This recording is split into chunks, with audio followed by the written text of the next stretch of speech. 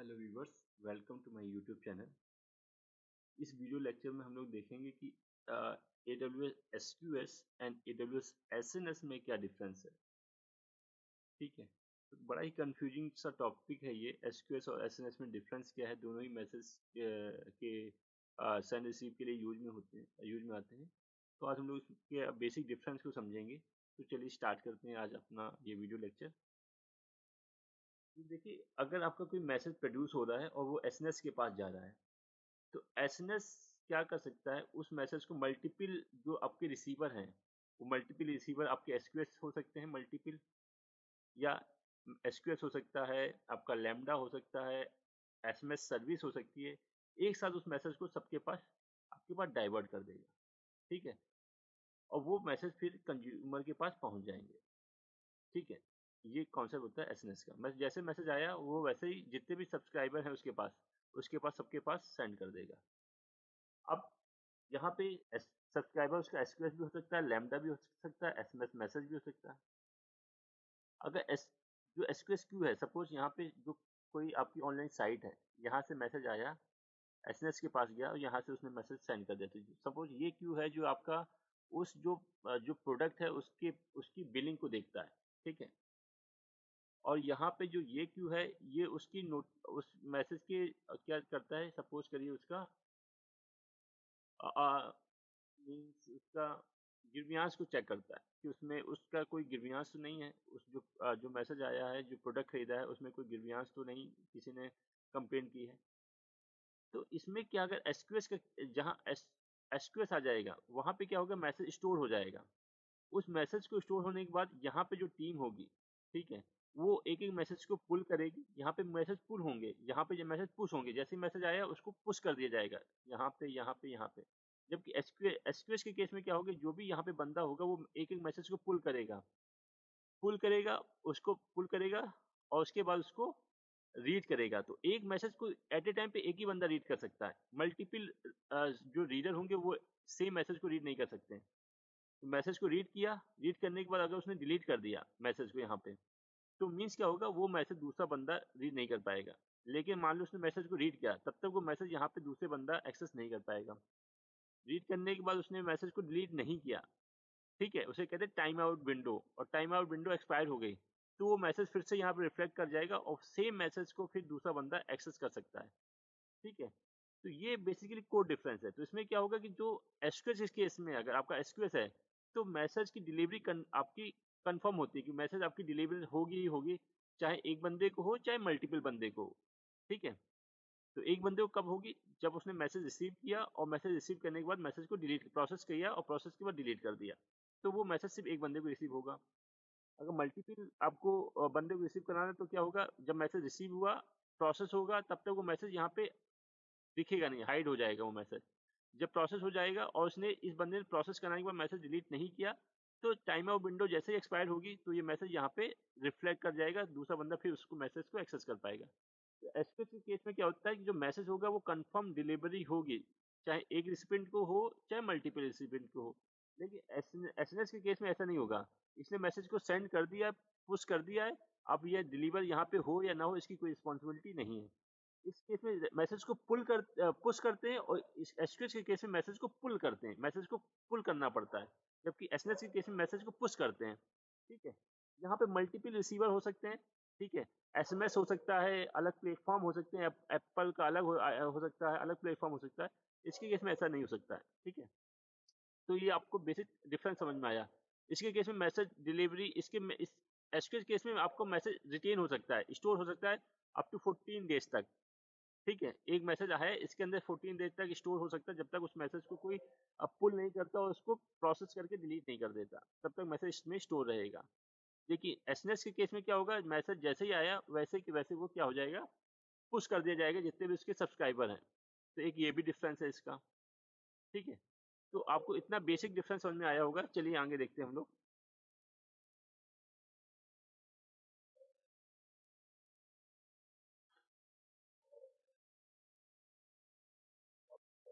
SNS and SQS are important component for scalable large scale distribute cloud based application. तो दोनों ही आपका scale और large scale distributed cloud based application में use होते हैं। मैंने उसका एक सिनेरियो आपको एग्जांपल में भी समझाया है।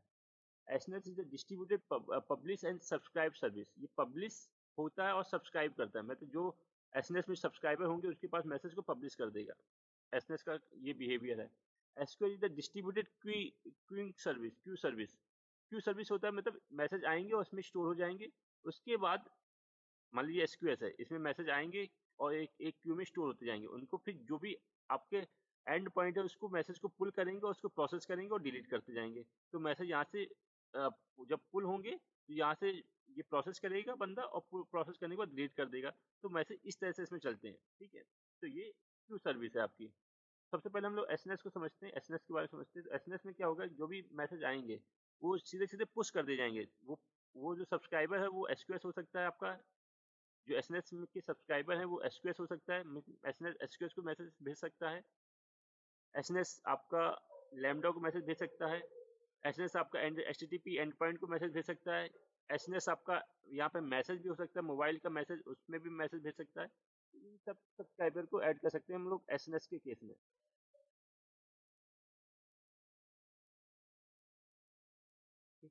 तो Amazon SNS is a fast flexible fully manage push, मैंने बताया पुश करता है, push notification service that let you send individual message और bulk message to large number of recipient.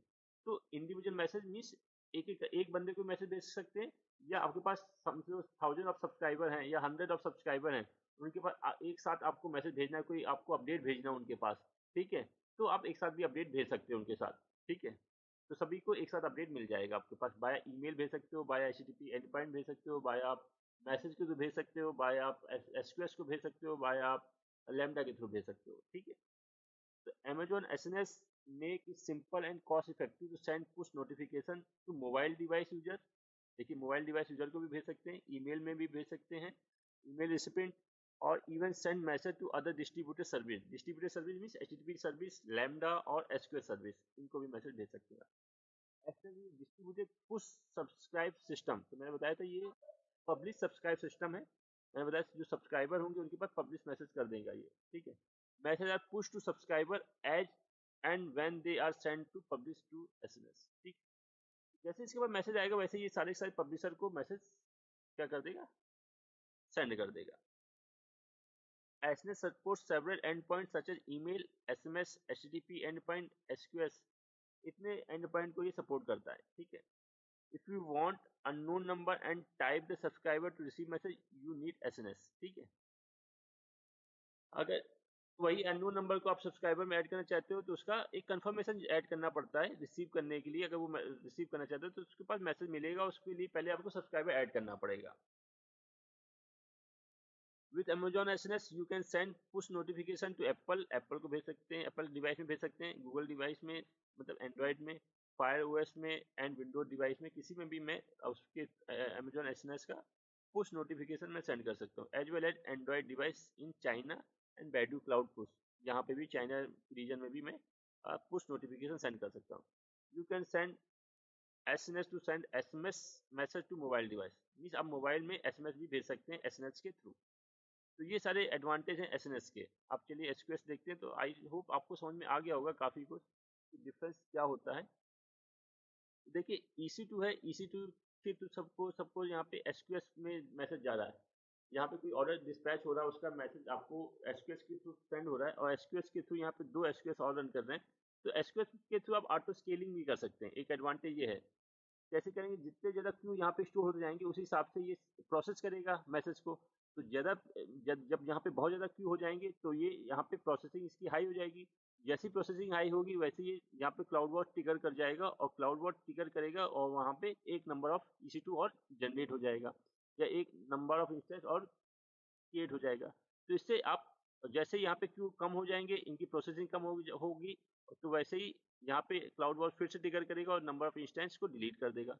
तो क्यू के बिहाफ में आप क्या कर सकते हैं, ऑटो स्केलिंग भी कर सकते हैं। तो क्यू का बेसिकली काम क्या है, क्यू जो होगा एसक्यूएस वो फुल सर्विस के लिए यूज होगा, पहला तो काम ये है। दूसरा इसमें क्या हो, गारंटीड मैसेज ट्रांसफर होगा, मीन्स ये मैसेज को स्टोर कर सकता है 14 डेज तक अप टू। तीसरा एडवांटेज ये हो गया कि आप इसमें मैसेज स्टोर कर सकते हो। जब कोई बंदा इस मैसेज को पुल करेगा, मतलब यहाँ से मैसेज को पुल करेगा, ये EC2, उसके बाद उसको प्रोसेस करेगा, प्रोसेस करने के बाद उसको डिलीट कर देगा, ठीक है। उसके बाद ये एक एडवांटेज हो गया। उसके बाद आप इसमें ऑटो स्केलिंग भी कर सकते हो, ठीक है।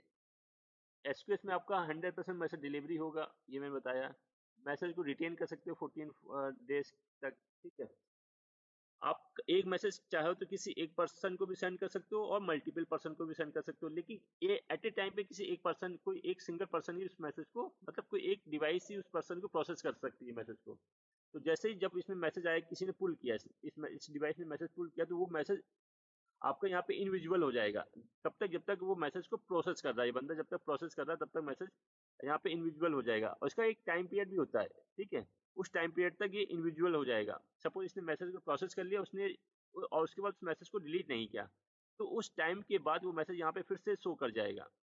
फिर उस मैसेज को दूसरा बंदा फिर से एक्सेस करके उसको प्रोसेस कर सकता है। तो आप ऐसे मल्टीपल प्रोसेसिंग करा सकते हो या सिंगल प्रोसेसिंग करा सकते हो। सिंगल प्रोसेसिंग में क्या होगा कि बंदा उससे प्रोसेस करेगा, उसके बाद प्रोसेस करने के बाद डिलीट कर देगा मैसेज, ठीक है। तो ये बेसिकली इसके आपके एडवांटेज है। तो इसमें पुल का कॉन्सेप्ट चलता है, ठीक है। और ये क्यू सर्विस है, एक एक करके मैसेज इसमें क्यू बेस में स्टोर होते जाते हैं, ठीक है। और उनको प्रोसेसिंग उनकी उसकी 1 by 1 प्रोसेसिंग होती जाती है, ठीक है। So Amazon SQS is fully managed message queue service that enable you to decouple and scale microservice, distribute system and serverless application, ठीक है। तो ये serverless application और decouple application में इसका यूज कर सकते हो, माइक्रो सर्विस में इसका आप यूज कर सकते हो। इसके बिहाफ में आप ऑटो स्केलिंग भी कर सकते हो। SQS is distributed queue system. Messages are not pushed. Messages are not pushed to receivers. तो एसक्यूएस में क्या होता है, मैसेज पुश नहीं होते हैं रिसीवर के लिए। रिसीवर को क्या करना पड़ता है, मैसेज को एसक्यूएस से पुल करना पड़ता है। पुल करने के बाद ही वो मैसेज को रीड कर सकता है या प्रोसेस कर सकता है। Receiver have to pull SQS to receive message, ठीक है। यहाँ पे देखिए क्या करना पड़ता है, रिसीवर को पुल करना पड़ता है मैसेज को। उस मैसेज को प्रोसेस करने के लिए क्या करना पड़ता है, पुल करना पड़ता है। Message can be store SQS to short duration of the time of the 14 days. तो मैंने बताया जब तक कोई मैसेज इसको पुल नहीं कर रहा है तब तक वो मैसेज 14 डेज तक स्टोर हो सकता है, उसके बाद वो मैसेज डिलीट हो जाएगा एसक्यूएस के अंदर से। तो मैसेज को एक 14 डेज तक आप मैक्सिमम स्टोर भी कर सकते हो, ठीक है। Message can't be receive by multiple receiver at a same time. मैंने बताया था सेम टाइम पे वो मैसेज मल्टीपल रिसीवर को रिसीव नहीं होगा, ठीक है। जब वो मैसेज, मान लीजिए कोई एक बंदा उस मैसेज को पुल किया, उस समय में वो मैसेज वहां से इनविजिबल हो जाएगा। जब तक वो उस मैसेज को प्रोसेस करेगा, ठीक है, तब तक वो मैसेज वहां पे नहीं दिखेगा। तो मतलब एट ए टाइम पे कोई एक बंदा ही उसको रिसीव कर सकता है। उसके बाद क्या, उसने मैसेज उसका जिसने रिसीव किया उसका प्रोसेस हो गया, उसने उस मैसेज को डिलीट नहीं किया एसक्यूएस के मैसेज को, तो फिर से वो मैसेज वहां पे शो कर जाएगा। उसके बाद उस मैसेज को कोई दूसरा बंदा फिर से एक्सेस कर सकता है या कोई दूसरा रिसीवर उसको फिर से एक्सेस कर सकता है। तो एट ए टाइम पे कोई एक ही रिसीवर उसको रिसीव कर सकता है, और है any one receiver can receive a message process and delete it. अब डिलीट कर सकता है, अगर डिलीट कर दिया उस मैसेज को तो दूसरा रिसीवर उसको रिसीव नहीं कर पाएगा। अगर डिलीट नहीं किया प्रोसेस के बाद, तो उस टाइम विंडो के बाद वो मैसेज दूसरा बंदा, दूसरा जो रिसीवर होगा उसको प्रोसेस कर सकता है। रिसीवर लिखा, other receiver do not receive the same message later. अगर उसने डिलीट कर दिया मैसेज, जो पहला रिसीवर उसने मैसेज को प्रोसेस करके डिलीट कर दिया, तो अदर जो रिसीवर है वो सेम मैसेज को दोबारा रिसीव नहीं कर पाएगा, ठीक है। की डिफरेंस क्या है, एंटिटी एसक्यूएस आपकी क्यू सर्विस है, एसएनएस आपके topic subscriber push and subscriber system में मैंने बताया था। परसिस्टेंस में देखिए, SQS message are persisted for some duration is no customer available. मैं बताया था इसमें मैसेज परसिस्टेंट हो जाता है up to 14 days. The retention period value is from 1 minute to 14 days. इसकी जो वैल्यू होती है मिनिमम 1 मिनट और मैक्सिमम 14 डेज तक होती है। द डिफॉल्ट इज 4 डेज होती है, जो डिफॉल्ट टाइम पीरियड होता है वो 4 डेज होता है। आप इसको इंक्रीज कर सकते हैं अप टू 14 डेज तक। एसएनएस में ये परसिस्टेंस नहीं होता है, जैसे ही मैसेज आएगा वैसे ही वो क्या कर देगा, पुश कर देगा।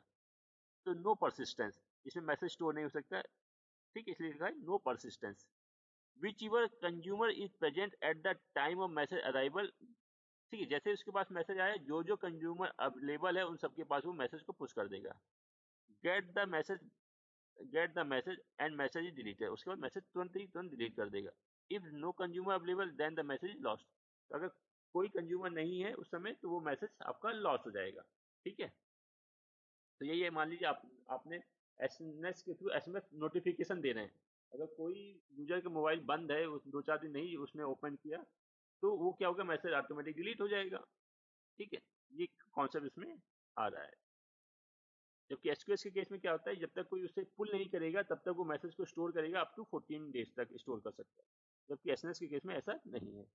इन SQS the message delivery is guarantee but SNS it is not. तो एसक्यूएस के केस में जो मैसेज की डिलीवरी है वो गारंटी होती है कि वो रिसीवर तक जाएगी ही जाएगी, कोई ना कोई रिसीवर उसको रिसीव करके उसको मैसेज को पुल करेगा और प्रोसेस करेगा, जबकि एसएनएस के केस में ऐसा कोई गारंटी नहीं है। अब देखिए consumer type, all the consumer are supposed to be identical and hence process the message in the exact same way। तो इसके केस में क्या होगा, जो जो कंज्यूमर होंगे, जो रिसीवर होंगे, वो आइडेंटिकल होंगे और सेम वे से मैसेज को प्रोसेस करेंगे। ठीक है, एसएनएस के केस में क्या होगा, कंज्यूमर आपके कोई भी हो सकते हैं और वो अलग अलग वे से आपका प्रोसेस को प्रोसेस कर सकते हैं या रिसीव कर सकते हैं। ठीक है, यूज केसेस, अब देखिए यूज केसेस के बारे में हम लोग समझते हैं। You would like to be able to पहले हम लोग एसएनएस के बारे में समझते हैं। ठीक है, you would like to able to publish and consume batches of message.